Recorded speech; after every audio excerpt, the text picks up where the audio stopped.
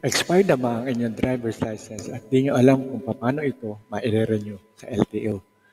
At kung lampas na ng 2 taon, considered dormant o hindi na pwedeng ma-irehistro sa LTO?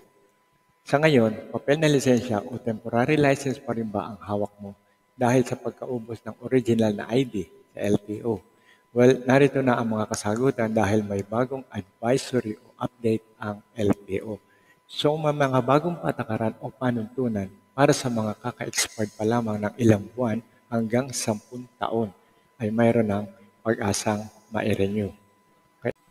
Ito ay para sa lahat ng card holders o license holders na magre-renew ng driver's license. So, kailan ang tamang oras at kailan tayo magre-renew? So, expired na ba mula 1 buwan hanggang 10 taon ang inyong lisensya at ito ba ay maire-renew? So, sino naman ang mga eligible para sa 5 years o kaya ay 10 years license? Magkaiba po yan. So, at sa huli, meron tayong mga common questions and answer. Okay, tara, umpisa na natin.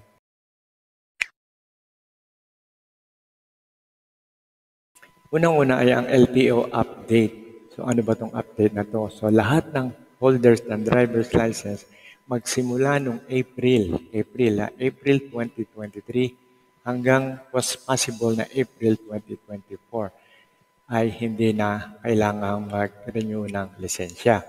Okay, so yan po ang advisory na galing sa LTO.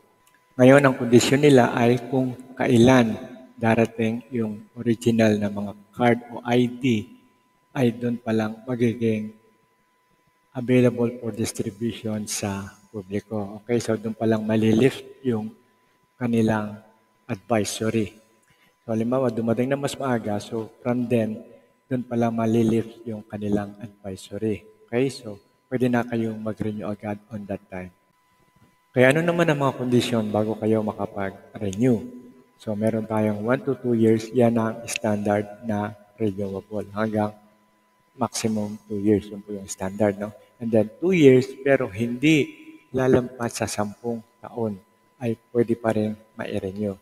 Pero ang kondisyon ay ang sumusunod. Kailangan ipasa nyo ang theoretical exam at saka practical driving exam. Okay, so yan po yung para 2 years and above pero hindi sobra sa 10 years. Paano naman kung 10 years or more nang expired ang inyong lisensya?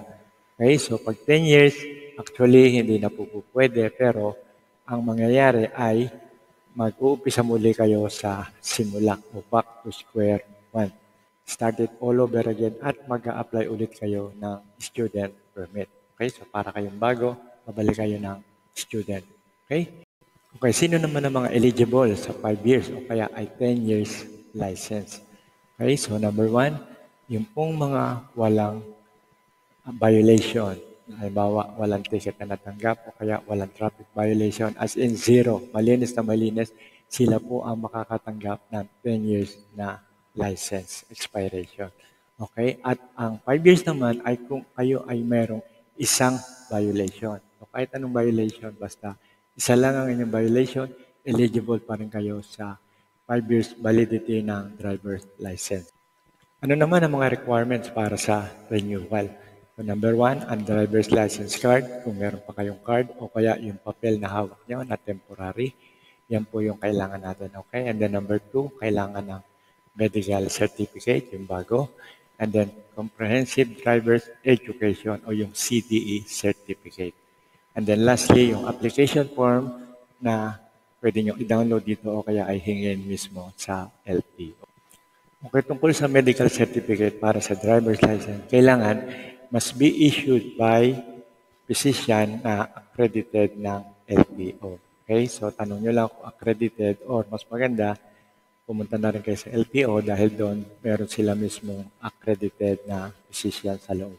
Okay, so pwede kayong kumuha ng medical certificate 1 month prior o bago mag-expire ang inyong lisensya. Pwede na po yan.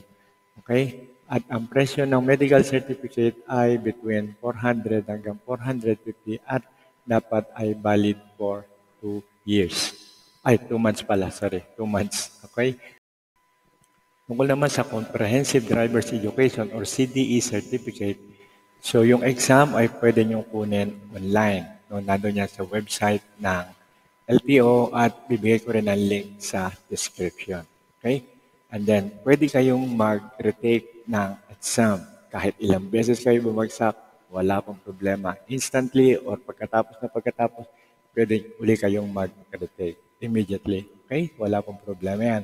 Basta hanggang sa pumasa kayo. Ano naman ang mga kondisyon para malaman nyo kung pasado kayo? At least 20 correct answers out of 25 questions. O kaya ay 80% ang kanilang passing rate. So siguro naman pag paulit-ulit mape-perfect nyo na yan, baka maging 100% na ang inyong score. Okay? So next. Okay, ang application form naman ng driver's license o ADL ay pwede nyo i-download sa link na yan, yung mahaba na yan. Pero hindi nyo na siya kailangan kabisaduhin dahil ibibigay ko yung link na yan sa description at kukopihin nyo na lang mula. So question and answer na tayo. Unang-una is how to create an account sa LTO. So paano tayo mag-create? So meron po yung link na yan. Diyan kayo papasok. Diyan nyo gagawin yung inyong registration. Ganon din, yung link na yan, makukuha nyo sa description. Kukupihin nyo na lang. Okay? Kailangan nyo pa bang kumuha ng exam kung kayo ay magre-renew? Okay? The answer is yes. Kailangan po yan. So, kailangan ipasa nyo yung Comprehensive Driver's Education course. Yan po yung diniscuss natin kanina na requirement sa renewal. Para naman sa mga senior citizen, kailangan pa ba na mag-renew ng driver's license? Wala pong exemption. Yes po, parehong-pareho rin kung paano sila kumuha ng regular na or mag-renew ng driver's license. So, lahat po yan, pare-pareho tayo. Kung isa naman kayong OFW, pwede ba kayong mag-renew ng driver's license sa abroad? Well, ang mangyayari po niyan ay dapat mayroon kayong representative. Okay, siya yung magsasubmit ng mga documents sa inyong pangalan. Okay? Pero ang magiging kasunduan lang ng LTO at yung mag-re-renew ng driver's license ay hindi nila ibibigay yung lisensya until na bumalik yung may-ari. Okay? Dito sa Pilipinas at siya mismo ang kukuha ng kanyang lisensya. Okay? So, for short, pwedeng ipa-renew, ipalakad nyo sa ibang tao, bigyan nyo lang ng authorization, and then marirenew po yung inyong lisensya pero hindi i-release ang inyong card. Okay? So kayo po mismo ang kukuha sa LTO. Okay, next. Ano naman ang mga requirements kung kayo ay nasa abroad? Kailangan po ng photocopy ng passport, SPA o Special Power of Attorney, at ang photocopy of driver's license o kaya yung OR ng inyong lisensya. Okay, kung kayo po ay first time na mag-apply, meron na po tayong mga video tungkol sa LTO. So meron tayong step-by-step kung paano mag-apply for the first time at paano mag-renew ng driver's license online.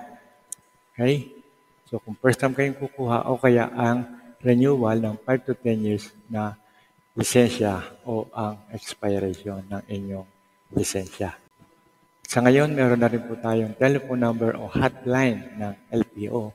Yan, nakikita niyo po ang kanilang number. Kontakin niyo lang po yan at pwede na kayong mag-download ng inyong mga reklamo o kaya ay mga insidente sa kalsada o sa LTO. Okay? So, meron din tayong telephone number na diretso o pwede nyo kaagad na tawagan kung kayo ay mayroon mga katanungan. At ganoon din sa email, pwede rin kayo mag-email diretso sa LTO para sa inyong mga... Kung nakatulong naman sa inyo ang video na ito, bigyan nyo naman kami ng isang thumbs up, subscribe, at i-hit nyo na rin ang bell. Masaya na kami dyan. Okay? At i-follow nyo na rin ang ating FB page. Okay? Maraming salamat po sa inyong panonood at God bless you all.